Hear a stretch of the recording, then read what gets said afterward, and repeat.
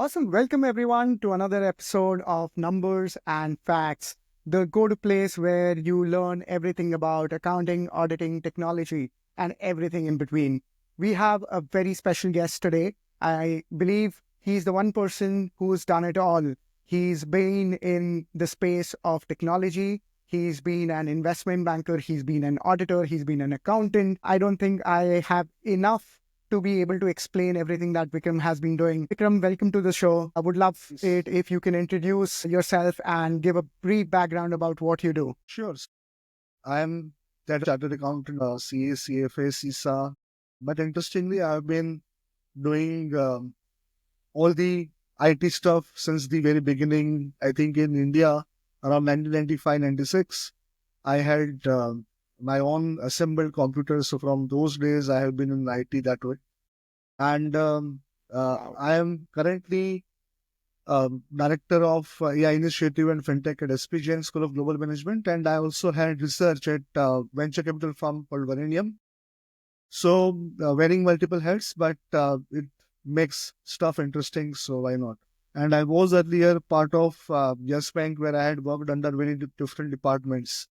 It is better to learn diverse areas rather than just look at one. So that was always the idea from my side. So I was in Yes Bank, even before fintech become kind of a buzzword. I was doing fintech, and we were looking at partnering with these startups, working and creating innovative solutions. I was also part of FIS team, which was mainly into investor strategy and relationship. After that, I started my advisory, and then I became part of SPJN and then entered the venture capital fund space, right? So yeah, Wow. that is the That's background. that's a lot to digest, Vikram. Quick question: what time machine do you own?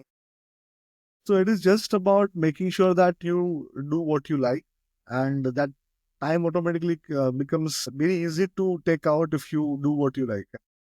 Absolutely, I can't agree more to that. So, Vikram, you've had a journey of over a couple of decades now. You've been in fintech before fintech was a thing. If I look at the accounting space or the auditing space, right, how have you seen that evolve over the last couple of decades since you've started your journey? So I still remember during the internship, I was part of one of the big fours, and we always used to have certain set of procedures and whatnot, right? You have the tools, softwares which are there in big fours, of course. So you have to go through those things. And it is always a properly well-defined structure that you need to follow. But given the complexity of the technologies today, given the scale at which companies operate, given the diversity of the operations within which they operate, we need to look at the auditing and accounting in a very different way. No longer we can look at things in isolation. We need to look at things together in conjunction. And then when we look at multiple different opportunities and risk which arises from that, that is very interesting to look at and exciting as well. So I will give you a couple of examples. Maybe it will help people understand. So during those days, you had, let's say, stock tech, right? People used to do stock taking activity every quarter end and year end. Today, you have AI video cameras shooting and identifying everything. You have drones which are there.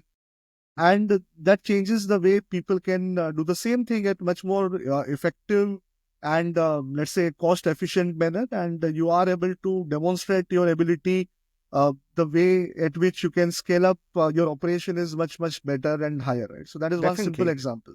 Yeah, that's a great example, Vikram. I believe the way the warehousing industry and the logistics ecosystem itself has changed, I think it lends itself significantly to the way auditing gets done. I remember my time doing stock takings where we would end up going with raffle sheets and taking off one item after the other once we were done counting. And for sure, that is not something that is the best utilization of the time of great minds that are working in the space. Interesting. So, do you believe, Vikram, then that there has been enough change over the time? You mentioned obviously an example around how stock taking works, right? But do you think the scale at which it should have happened or the breadth of the changes that should have happened has been picked up yet?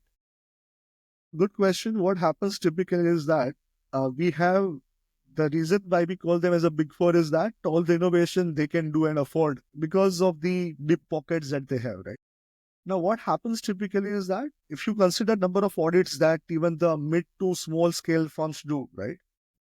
They typically believe, I'm not saying they can't do it, but they typically believe that for them, it is a volume game, not the value game, right? So they think about just the volume game. And when we look at the volume versus value, you end up doing the same thing in your service as well. That's what I have seen. So what typically happens is that you don't want to then focus more on the quality of service. Sometimes that happens, I have seen, right? Very small to mid-scale companies. But with technology, if they use it smartly, they can not only garner more volume, but at a better value. And that is what is missing today because big fours and maybe top 100 firms may do it, right? But what about the long tail that we have, right? And the long tail people don't do that. Interestingly, many times because I keep on speaking at ICI events, I take workshops for them, interacted with many of them. There are three reasons to this. One is lack of awareness is one. Second is that even if they are, let's say, aware, they don't know whether if I start something, will I be able to finish it at the budget that I have. So they are very afraid that, okay, I don't know the maintenance cost. I don't know whether I will be able to then afford it in the long term or not, whether I will get my ROI. That's the question, the second point, right? And they are, let's say, are convinced that they can do it. They are not aware that, okay, what kind of skills that they will need to get themselves or they need to hire. So these are the three major issues that they are facing because right tool at the right price, that is not something they can easily figure out, right? And that is where I think the education awareness, like podcast that we are doing right now, can be helpful. For sure. So, Vikram, I think content is there everywhere, right? Even today, I think the default search engine for a lot of people has changed already from Google to Perplexity to ChatGPT, Claude. I'm not sure. Which one is your favorite at the moment, Vikram? I use all of them, by the way. So It is something that has come to the masses, right? What then is preventing someone to become aware of what is possible? Because I believe today the art of possible is something that is out there for everyone to explore, right? You can literally ask GPT and have a conversation with it to try and understand what is it that they can improve in their functions. Right? So, is there a fundamental problem here, Vikram, beyond awareness, beyond ROI, right? Is it a resistance that is there in the ecosystem? so what happens, I will tell you, right? Let's talk about two different ideas in a way, right? Or school of thoughts in a way. So one school of thought is that you can always go ahead and try to innovate something. If you are curious enough, you can get anything done, right? It is as simple as that. I am part of that. So it is not like that it is the budget that will stop you. It is more about your ability to just figure out or which is the right way to look at it. And second school of thought is that if you want to grow at a scale, you need to have a good enough investment and good enough time, effort, and the overall structure around it to achieve that. That also has some merit, but I will come to that where it will be a critical area, right? So when you are just jump starting something, at that point in time, you are just figuring things out, which means that you are trying to learn on your own. Maybe you are figuring out whether it will work for you or not. And maybe you are trying to even look at certain possibilities in general, right? Not even trying to implement something. You are just trying to figure out possibilities. And as we call normally on the internet, you go inside that rabbit hole and then you dig deeper into it. So that rabbit hole sometimes can give you few more ideas, right? It is more about figuring things out. And that is something which people like, that sort of curiosity, that sort of enthusiasm in just digging deeper into something. So attitude, aptitude, as we call it, along with that curiosity, art of asking question. Most of the people don't have that. That is an art. Sure, sure. No, absolutely. I think I completely agree on this point, Vikram. I think to get the answer, you have to first ask the question. Great. So, with that, what I want to understand, one more thing around the same topic, Vikram, is you worked in fintech for a long time, right? Fintech, the way it has changed over the last couple of decades, it has taken massive leaps in terms of the tech adoption, both at the side of the institutions, the consumers, and the tech players, right? In fact, you keep talking about the public infrastructure that has been created around the fintech ecosystem. Why do you think something similar, as drastic, has not yet happened in the accounting auditing space? Innovation was always there in finance. It was never that innovation was not there. Whether you talk about ATM machines, which were there in like earlier decades, right? So you always had innovation. You had people using technology in banking all the time. What changed because of financial crisis that we had, right? In 2008, 9, etc., the regulator said that, okay, you need to do certain things because the regulation took front seat.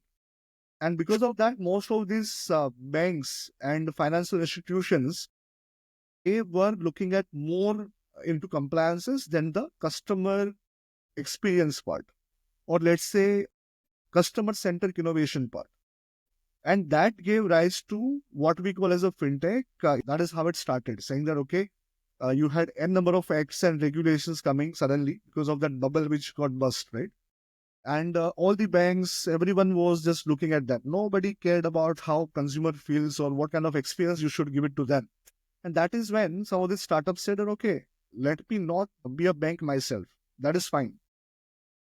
Banks can be a utility company, similar to how today you consume electricity or you consume water. It can be utility provider. But I will be the person who gives you that utility in the way you want to consume. You become the consumer layer. So you become a consumer front end. You become that fintech provider, fintech service provider became consumer front end, while banks became back end. Okay. So suddenly nobody was bothered saying that, okay, whether I get better service from only one bank or I get better service from collection of 10 banks. As long as I get better service, I'm okay with that. And fintechs were very quick to grab that opportunity, saying that, okay, I will connect with 10 banks and bring best of these 10 banks to you. And that is how the aggregators started initially. Everything was aggregation initially. After that, people started thinking about it, saying that, okay, after aggregation, what next? Can I create a new product or service? Can I co-design? Can I co-create something new with the bank? Because I may not have license myself, but can I do something different? Even the regulators started thinking, can I give partially some separate sort of license so that I can improve certain things in a certain manner? For example, in India, you had payment banks coming up. In Europe, you had separate licenses for separate things. In UK, for example, you have e-money license. So those licenses were created as a layer to encourage these fintechs to then go ahead and then become responsible enough to do certain things on their own. And then during that, you can make some money out of that, right? Because otherwise, the lion's share was taken by banks. Whatever you do, banks are like mammoth. So the idea was that I will become the front end. Because of that, maybe banks will not need to go to maybe 10 different areas and try to send their sales representations or representative to those 10 different states. And maybe I will be able to, because of that, create the value proposition for the bank, and banks will be able to then, on my back, grow themselves, and I will get commission out of it. That is where the service delivery or you had banking correspondent kind of a model, right? We call that. So that model increased, right? Now, unfortunately, what happens in accounting and auditing? Accounting and auditing are not profit centers. They are the cost centers. So what happens Great is that point. as long as you have a profit center sharing your profit, so you are in between there as a front end for the customer and you are doing it. In accounting and auditing, that aggregator framework is always there and it is today also there. Beyond that, you can't do much. But nowadays, what you can think about is that maybe I can innovate something and share something with you. That is still there.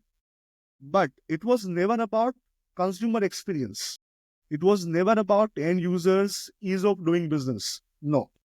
It was always about how can I make more money by maybe creating a structure for you or software for you, right? So it became a SaaS only model. Nothing went beyond it. While in fintech, it was in, let's say, banking, insurance, wealth management. Even if you consider about, let's say, RegTech, so from the subtech and RegTech side, it was there. But it never became that detailed or nuanced in accounting and auditing. Very So interesting. that is the analysis that I have with me. Wow, that's one of the most unique point of views, Vikram, I've seen on why technology for accounting has not grown at the pace of fintech per se. That's great. So, Vikram, now that we've known that there have been a lot of things that have been done, there's still miles to go. But then, what would you have wished would have been fixed in this time period so far? So look, I will share with you what is happening new in the accounting and auditing space in general, right? So, and first we will start with that, and maybe we will see where we are lacking, and then we will bridge that gap. So first and foremost, earlier everything was paper. We already know that it became electronic, and then nowadays we are talking about automation in general, right? So, but after the GenAI came, people are saying that not only automation, the smart and intelligent automation, and but what happens typically is that when with the GenAI, you can just scan your invoice or send on email, and generative AI will create the accounting entry. And generative AI can, after doing that, generative AI can have some set of rules which can then decide what percentage of probability that it thinks that it is correct, and it can then based on that decide whether to send it to a human being or not. So this is a new thing which is happening, right? Similar to that in audit, you have players who are trying to create the end-to-end auditing cycle in a smarter way. So earlier you need to, let's say if I'm using um, control testing, substantive testing, as we call it, right? What typically happens is that you are talking about sampling. Everything is around sampling because I can't do 100% testing, not possible. So what earlier people used to do, you can use statistics to figure out the best way how to sample it. But now beyond statistics, I can today use generative AI and analyze, classify, cluster all the transactions, and find out the outliers maybe. I can create Interesting. narratives around the invoices or narrative around the performance itself to figure out which are the areas which are more likely to be error prone or fraud prone. And I can, based on that, figure out the plan of action. So that audit plan, as we call it, is automated now. So right from consuming the data to analyzing the data to create the audit plan, which transactions to check, which are the more likely transactions, which are, let's say, fraud prone, etc. This entire journey is getting automated. Beautiful. Ultimately, you are still responsible as a auditor, right? So what happens is that you need to explain it to regulator as well. So then you need to think about what we call as a explainable AI, XAI or responsible AI. As a part of that, these models are able to then tell you that the decision making, whatever it did, based on what parameter it did that, right? And why it did what it did.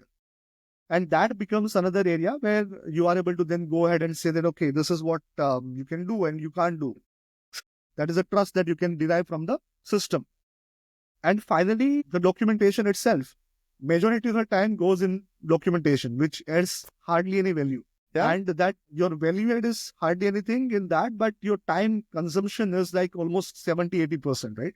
So typically you want to ensure that the value added activity that you can do in the testing part or maybe in the strategic part, helping out the client or figuring out something is much more valuable, and you can ask more money for that, not to do the basic documentation. That is where the AI is now shining. Let's talk about the gaps and how to Yeah. bridge those gaps, right? Sure. As I mentioned, this end-to-end automation related to auditing, etc., this today requires huge amount of investment if you don't know what you are doing, because you have a ready-made tools available, and these tools are developed considering the clients which are like $500 million kind of a turnover and revenue clients. Right? Maybe it is not going to work well, or maybe it is overkill for somebody who is just earning 50 crore or 500 crore of turnover. So how do you then adjust that? Still, in essence and spirit, bring the same experience for the user, but how can you reduce the cost by creating a suitable solution? That is still lacking. Second thing is that when you look at generative AI in general, so you need to have fine-tuned model or a model which is created and curated based on this repository for Sorry, Vikram, everyone. for the audience. Yeah, sorry to interrupt, but could you explain what a fine-tuned model is for the audience? Sure. So there are two ways in which you can provide a model some information, right? One way is that you just write in a prompt. Second is you can use RAG, as we call it, retrieval augmented generation, where you ask model to fetch the relevant information, and then, or basically you fetch the relevant information and give it to the model saying that, okay, answer from this. That is another way. But in both these options, what happens is that the style that you want it to answer in, or let's say, let me give you the simple analogy. You have a Yes, please. librarian. Librarian has access to the entire library. Yeah. Correct? But librarian can never become an expert On the topic. in a particular subject. Sure. But let's assume you are already an expert in a topic and you want to go deeper into that. Yeah. So you can go and ask librarian that, look, I may want this data. So I will just read the book. But Sure. after reading that book, what happened to my expertise is that it became more in depth. It became much more better. I in that became more particular area. knowledgeable as an individual. Yes, but not only more knowledgeable, but what I can do with that knowledge is that I can apply that knowledge to whatever I have in my mind as a context. So content is fine. As you always mention, content is everywhere. But context is what experience can bring. Context is what the expert can bring. So that is the expert part. What I'm telling you is something what you can achieve by fine-tuning a model on corpus of data. So you can create expert model on a particular topic. So let's say medical, finance, or let's say auditing. I can create the expert model by fine-tuning it by providing the context. And that will be much better in giving you the right answers. Or not only right answer, but it is more about the nuanced answers. You can always give the content and then it can give you the answer. Even the one which you have readily available can give you that. But that context is going to get missed. Got it. Very interesting. Vikram, to an accountant who's probably not too tech savvy, right? And their world revolves around MS Excel and they're familiar with using emails right now. What would be the first step to get started? Because I think AI, generative AI and fine-tuned models, prompting, etc., it might just end up being too much for someone who's just getting started. What is the first thing that such a person should look for? Look, the powerful part about generative AI is that the English itself is now the programming language. Yeah, absolutely. Another part is that even if you don't know English, it doesn't really matter because you can type in your native language and it will still understand. And you can always use that as a way to interact with these models. That is a very powerful thing. And when we are talking about prompting is nothing but just asking right set of questions with the right set of instructions. So when we are talking about that, just think about it, how you will tell some dumb person how to get things done. As simple as that. Because as stupid it may sound, but it is exactly like that. You want to be as clear as possible to AI. Say that I want this exactly like this. And then AI will be able to give it to you, right? So even if you are able to figure that thing out, then you can use free version of ChatGPT also to increase your productivity. That is number one. Second thing is that even if you are using, let's say, Excel, I can guarantee you that you have never used Excel beyond 10% capabilities. Because what happens is that Excel is very vast. It is huge. You create macros, you can do a number of things. All those things, your mind or your brain may not be able to handle or process. But now you have chat GPT where you can just ask that, okay, I want to get this thing done. How can I Wow. do it? All right. Yeah. And Yeah. you are able to get the response in step-by-step manner that, okay, now do this, do this, do this. Sure. So it is like learning by doing. You are still doing your work, but now Wow. try to do the same work by doing something differently. So So what you you're saying learn something essentially, also. yeah, what you're essentially saying, Vikram, is even if I'm a small practice and I'm not using any of these fancy technologies, I'm not sure what generative AI is, I'm doing my day-to-day work operations on Excel probably. I can still go to ChatGPT, ask it about a better way to do my day-to-day Correct. operations, So feed same in thing data. what you were doing, Yeah. same thing what you are doing now, maybe you are able to do that in a better manner, thereby saving some time and effort. So your productivity goes up and you are able to, earlier let's say you are able to serve 10 people or 10 clients. Now you will be able to serve 200 clients maybe just by scaling up. Yeah, I think obviously to anyone who's listening, there will be a learning curve, right? As soon as you start interactions with these models, you will realize there are capabilities that they have and there are limitations that they have as well.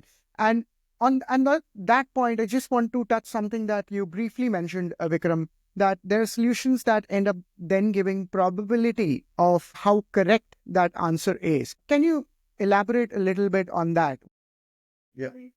Is there a need for something like a probability here? By the way, any AI, not only ChatGPT, I'm saying any AI that you use, right? It is always going to give you probabilistic answer, not the deterministic answer. Sure. So even when we predict something, you are predicting with a statistical tool also when you do that, you are predicting with a possibility and that's why you have that confidence interval and all those things, right?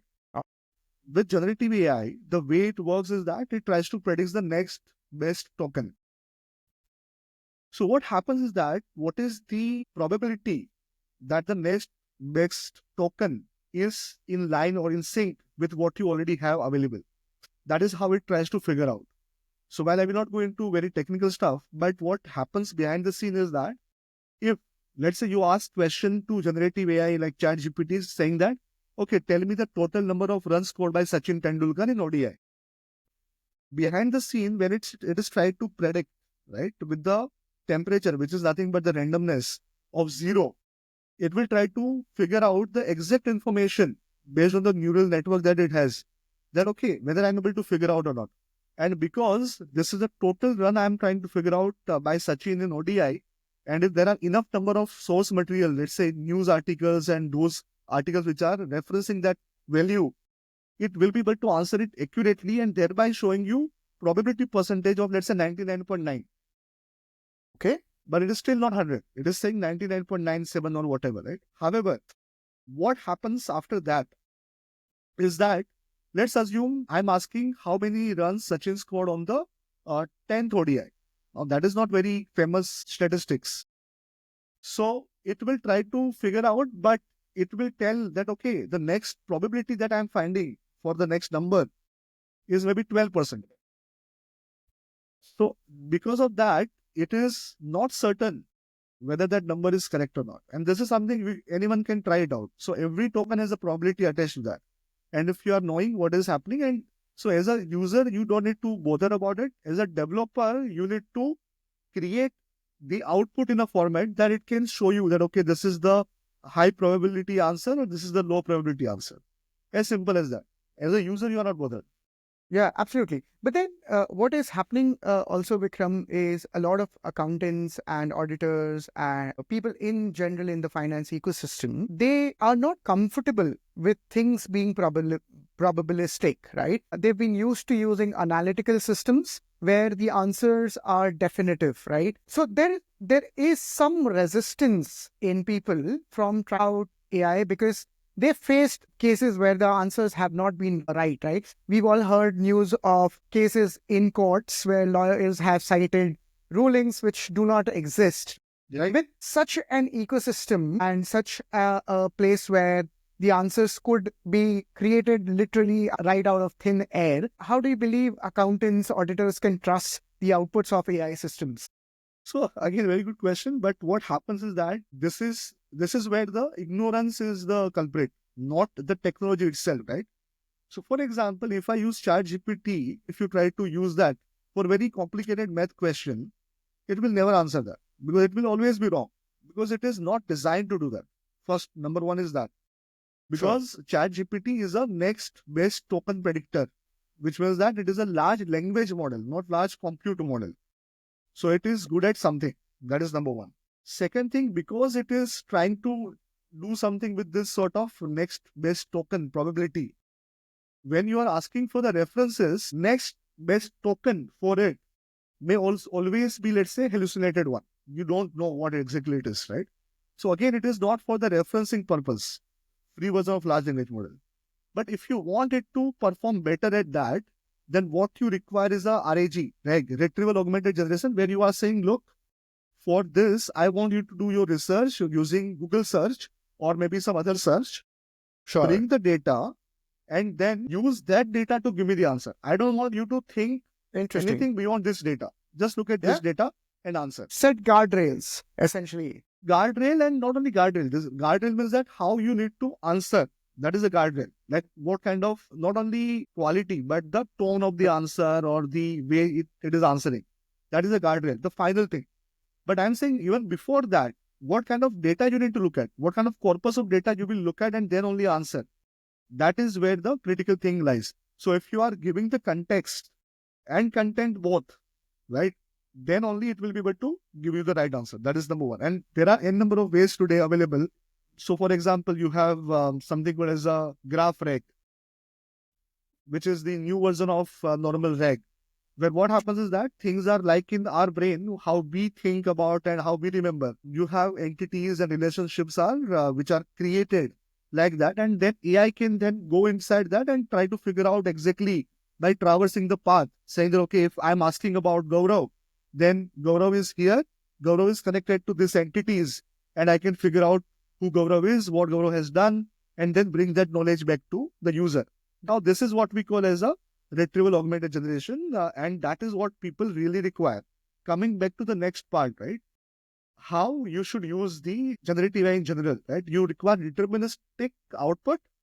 Then by nature, AI is not going to give you deterministic output, but you will have probability threshold, what we call as a threshold. I am comfortable as long as the probability output that I'm getting is more than 95%. So I will say, okay, my threshold is 95%, and anything below that, I will not trust AI. If I do this, then AI will calculate that probability threshold. Based on that, developer can either pass it on to the user, saying that today that is how it is happening. What we call as a human in the loop approach. So let's assume your threshold is 80%, 90%, based on whatever threshold you may have. AI will say that, okay, I'm 80% confirming this or certain. And based on that, AI will send it to you saying that, look, I'm not 95% certain. So you are saying, and your threshold is 95%. My probability is 80%. So you decide. But in many cases, let's say whenever AI is saying that, okay, I'm 97% confident, then it will just go ahead with the execution. It will not even ask you. So that is how it is. So what Vikram is saying is that it is a system which will not give you definitive answers, but then you can always choose to pick the best out of the system and help your operations and your firm's businesses. Pick wherever it works well, and everything where the confidence is low, kind of relook at things with that skeptic lens that you've always worn anyway. And one more thing, just to add to that, right? Today, the beauty of reg is that whenever it is giving any answer, right, you can use, let's say, Notebook LM or even any other tools which are freely available, and you can give information. Notebook LM is one of the best tool for that. People can try it out. It is on Google, basically. It is Google's Notebook LM. So when you provide data to that, right, and when the data is parsed by that and the answer is given, it will give you after every line, every sentence, it will give you from where it is taking the data, from your data, right? So it is using your data as a repository, and from which file, from which section, everything it will tell you. So that is better because you can verify independently. Yeah, so there's always traceability. What you mentioned, explainable AI, is the key to essentially solving this gap here. Interesting, great. So, Vikram, how's your outlook for the future, right? You've mentioned a bunch of things right now, right? I think the AI world is just beaming with developments every single week. There's a barrage of options for people to look into, tap into. While AI agentic workflows is something that is definitely upcoming, a lot of them are replicating what humans you have been doing so far, right? Which means that probably that will help people scale the operations that they were doing earlier, right? For example, increasing the sample size of tests they were doing. Do you also, beyond that, do you also see any fundamental change to the way accounting and auditing could be done? I always end up going back to the financial infrastructure, something like an account aggregator coming in the accounting and auditing space as such, which helps ease the entire operations. What's there in the future over the next decade? Sure. So first of all, let's take a last example that you said, right? Possibility wise. So just imagine a few years back, it was very difficult for people to then accumulate and aggregate all the bank details and transactional data, right? And then create a tool which can then do the accounting for them, automated accounting for them. But with account aggregator, that is possible today. The legal framework, it is possible. It is not like just some jugaad. It is a legal framework using which it is possible. But the fundamental shift that we are talking about is not only going to come from the way people are using technology, but it will come from the cost of the technology as well. So, for example, let's say today you get interns, then let's talk about somebody who is graduate and they want to just join accounting, right? At a very basic level. Today, when you think about it, what a graduate can do, AI can also do similar stuff in basic accounting. There is no difference. In fact, AI might do it better. Okay. Yeah, AI might do it better, consistently better, not only like one off. Basic stuff, it can do it. And even like drafting, etc., it will do much better than CA. So let's say you are talking about 1,000 accounting entry with the data that you provide and everything. That how those 1,000 accounting entries also will not cost you more than 200 rupees. First of all, you don't require 24/7 accounting. So whenever you have data, you just provide that. Even if you want to hire someone to review your work, you can always do that. You can say that, okay, might as well, I will get it reviewed after that, right? That is also possible. And even if you combine this to cost, that is going to be much cheaper than the full-time accountant working with you. Because of that, those basic and base level jobs will go away. That is reality. They will need to upskill. They will need to think about something different, or maybe the same thing. They may need to do it differently. Right? They need to know technology themselves. There is no way of sugarcoating this thing, saying that okay, everyone will get new jobs. Not possible. Which means that fundamentally, government and we as a nation will need to think of what can we do, because uh, typically what happens, human resource, as we call it, right, human capital. In India, if you don't have skill, that human capital may become liability for you. And that is where you need to figure out that this structural change, which will come in maybe next 5 year to 10 years, right? Next decade in a way. How do you handle that in a graceful manner? There will be social issues, there will be political issues because of that. That is true for all the developing countries for sure. The wealth gap will widen. There is no two way beyond that, because you will have richer becoming more rich, and then people who are not able to, let's say, access this technologies or not able to use this, maybe they are not able to compete anymore. But coming back to accounting and auditing, why I was giving you this background, because when it comes to accounting and auditing specifically, let's take a very simple mathematics to calculate how many students are there today doing chartered accountancy or in a way BCom, right? How do you ensure that all of them are employable? Number one, in accounting or auditing or taxation, whatever you take it, right? So, which means that you will need to create a new way of working, which will help people in figuring out things and growing. But at the same point in time, your task force is going to shrink because you basically workforce, not task force, workforce will shrink because those who are knowing how to use AI will only be able to use it effectively and efficiently. And because of that, the productivity benchmark and bar, which is set today, will definitely go up.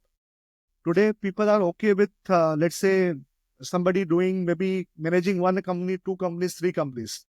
After maybe a year or two, everyone will expect everyone to handle 10 companies, 20 companies. If you are not able to do that, you will not be employed. This Interesting. is the So, reality.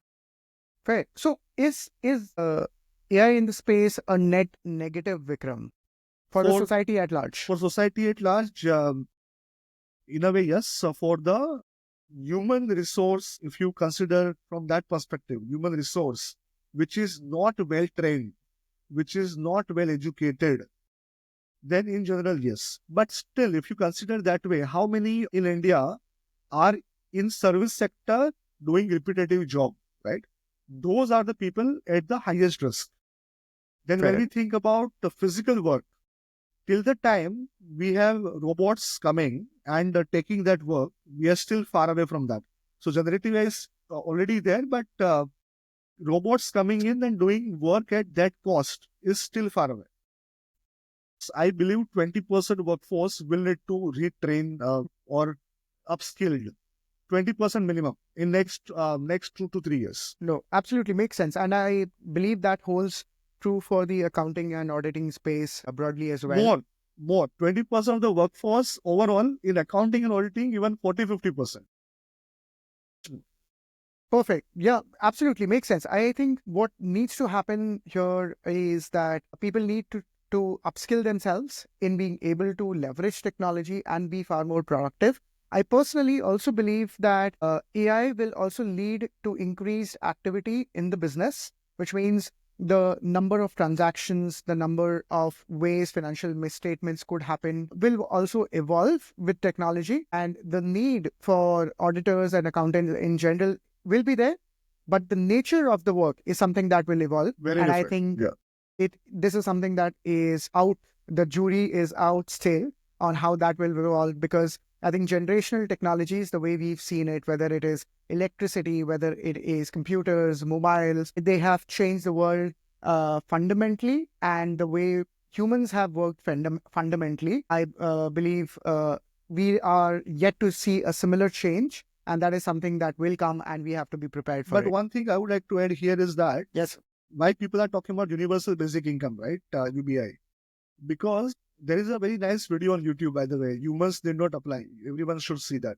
And this is Okay. something which is not new one. This is an old one. Sure. But what happens typically is that with automation, when we talk about industrial revolution or whatever, Yeah. with automation, typically people say that, okay, you are making things cheaper. Because of that, the consumption will go up, right? Uh-huh. As long as you make things cheaper and increase the revenue, consumption will go up. Okay. But if you make things cheaper for very few people, and if the revenue will go down, then the consumption will not go up. It is a cycle, vicious cycle. So that is a fundamental difference, and universal basic income is discussed because of that. Unless until you create that sort of thing because what will you do? You have learned, but now you are unemployable. So what will you do? Absolutely. No, true. I think I can clearly make out I'm talking to a professor, a lecturer here, because the topic of discussions have moved from everything around to upskilling and the society at large as well. So Vikram, you also end up running your own practice in terms of upskilling people with the use of technology, right? And helping them evolve their own businesses and individually themselves as well. Plus, obviously, you are at SPGen, which is one of the leading business schools in the globe as it stands today. How do you see that your role impacting the accountants and auditors here to be able to become ready for this change that is coming up? Sure. So I think when we think about upskilling. Upskilling is not only about one time learning something, right? Let's say you have done a program or course, and now after that course, you will say, look, I'm expert in that. No, it Sure. is not going to be like that. And that's the reason when I teach my students, and I have taken like almost 15 batches in fintech only, right? And from the first batch till today, what we have is a perpetual learning program. So learning never ends. You need to continuously learn about new stuff, and that is what I try to make sure that it is happening for everyone. Second thing is that when we think about, so I run something called as the Association for Emerging Technologies, which is a Section 8 company. The sole idea is that I have not taken a single rupee donation from anyone, but it is my own money that I have put to ensure that the technology accessibility part, at least accessibility part, I can't make sure for everyone because I may not have Mm-hmm. budget for everyone. But what I can do in a way is that I can teach how to use certain tools which are available for free maybe. And using those tools and applying your own brain, you can get things done.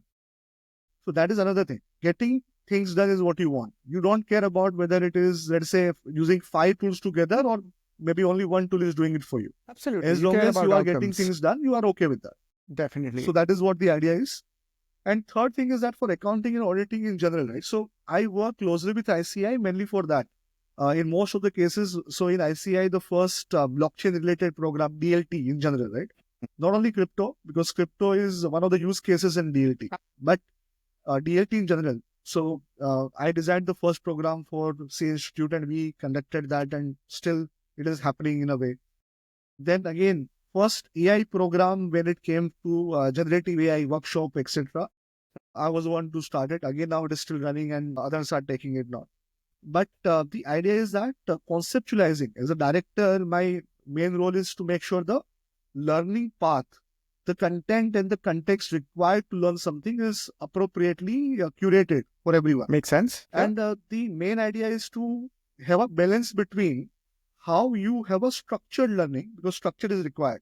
So how can you have a structured learning, but without theoretical knowledge, just practical knowledge, because theory you can read whenever you want. Practical things are for what you are coming to me or anyone for that matter, any expert. So people need to start looking beyond theory. People need to look at the business nuances. How can you look at the strategy, etc.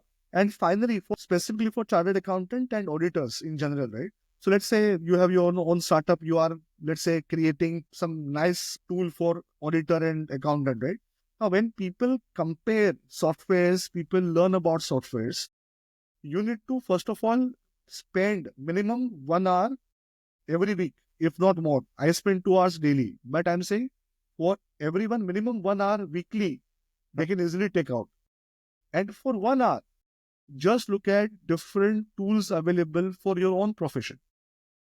Just look at tools, nothing else. There are many ways, just Google it, or there are aggregators available, use them, but try to figure out that, okay, these are the tools available and try to use one tool every week. Every week you can try to use one tool and figure out how you are increasing your productivity because of that.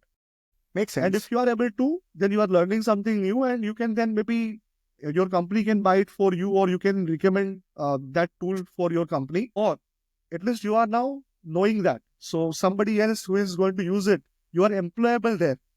You are employable at least over there, right? Because you know that tool. So you are employable with a high productivity. That is the bare minimum bar you need to have. Perfect. So what you're saying, Vikram, is just spend 1 hour every week trying to learn about tools, technologies that you can put to use. It's like sharpening your We are blade. not going to learn coding. I'm saying today Sure. even I can help you with the coding, but I'm saying that let's forget about coding. I'm talking about purely evaluating tools and trying Fair. to figure Yeah. out whether that tool is going to be useful for you or not. That's it. Perfect. That sounds great. So Vikram, we're close to closing our chat. Any takeaways that you want to have for our listeners, or any resources that you would recommend they should keep looking at to stay updated? Interestingly, there are many free resources available today. Like even experts like Andrew Yang, and they have given free curriculum available for everyone, right? People should definitely go through that because it's a free content. Yeah. But Then when you listen to podcasts like this, or when you refer to the, let's say, even the panel discussions, you come to know about how people are using it. You come to know about what is happening in general, right, in the industry. Try to connect that content with the context, and that only will give you the competitive edge. A very Makes simple sense. mantra: content is freely available. Even the context can be freely available if you are smart enough and you are talking to people. If nothing else, speak to 5 people who you are aware of, who is like doing something. At least you will learn something. Try to attend these conferences as a visitor audience. Try to connect with people. Why not? Networking is everything today, right? So try to network, try to figure out how you can improve. That's it.